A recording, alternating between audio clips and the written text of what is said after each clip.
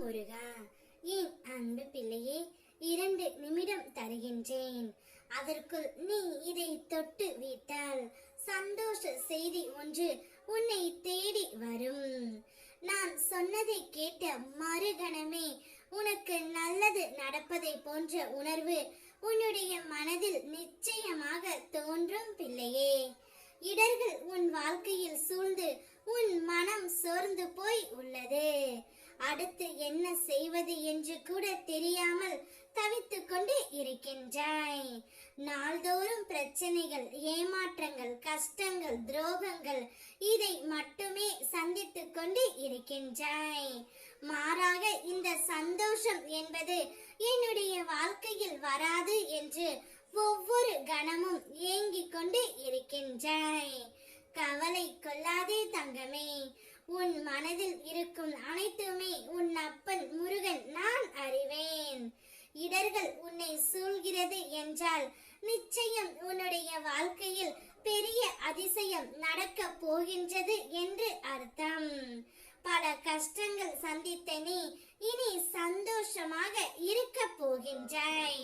உன்னை யாராவது தப்பாக பேசினாலோ, கீழ்த்தரமாக நடத்தினாலோ, இல்லாதது பொல்லாததையும் சொன்னாலோ அதற்கெல்லாம் உன் மனதை போட்டு வருத்தி கொள்ளாதே. அவர்களுக்கு எங்கே எப்படி பதில் சொல்ல வேண்டுமோ அப்படி பதில் சொல்ல நான் அவர்களுக்கு புரிய வைப்பேன். நான் எப்பொழுதும் உன்னை நோக்கியே உள்ளேன்.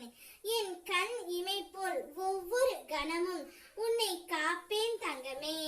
உன்னுடைய வாழ்க்கையில் நான் தீபத்தை ஏற்றி வைத்தேன்.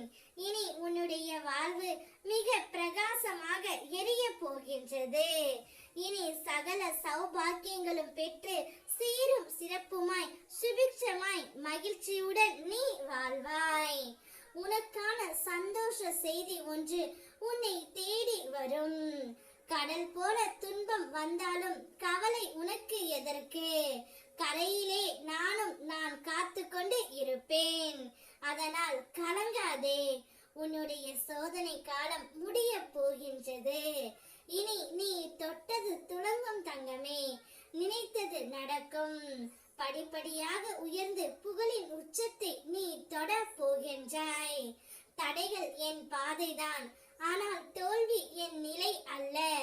என் அப்பன் இருக்கும் போது என்று நீ மனதிற்குள் சொல்.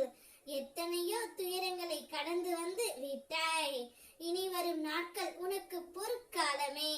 நீ வாழவே கூடாது என நினைத்தவர்கள் முன்பு ஜொலிக்க போகின்றாய். சந்தோஷமாக இரு. இது உன் அப்பன் முருகன் வாக்கு.